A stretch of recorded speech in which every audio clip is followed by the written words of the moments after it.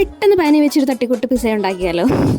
അങ്ങനെ soya chilli പോലെ ഉണ്ടാക്കി റോസ്റ്റ് ചെയ്ത് വെച്ചു. നേരെ ഒരു ചപ്പാത്തി പോലെ പരത്തിയിട്ട് എണ്ണയൊഴിച്ച് നല്ലപോലെ അത് ചൂടാക്കി എടുത്തിട്ട് അതിലേക്ക് കുറച്ച് ടൊമാറ്റോ സോസും കൂടെ ഒഴിച്ച് അതൊന്ന് സ്പ്രെഡ് ചെയ്തെടുക്കണം. അത് കഴിഞ്ഞിട്ട് നമുക്ക് ചീസ് സ്ലൈസ് എടുക്കാം. അതെങ്ങനെ വേണ്ടി ഇടാം. ഞങ്ങളിവിടെ ഒരു നീളത്തിൽ കുറച്ചായിട്ട് ഇങ്ങനെ സ്പ്രെഡ് ചെയ്ത് കൊടുക്കുകയാണ്. അതിനു മുമ്പ് ഫ്ലെയിം ഓഫ് ചെയ്യണം കേട്ടോ.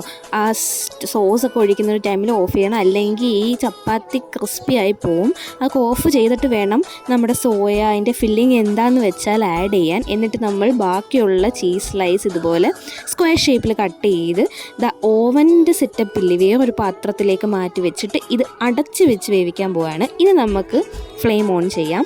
ഓൺ ചെയ്തൊരു 5 മിനിറ്റ് കഴിയുമ്പോൾ അതെ ഇങ്ങനെ കിട്ടും നമ്മുടെ പിസ്സ പോലെ.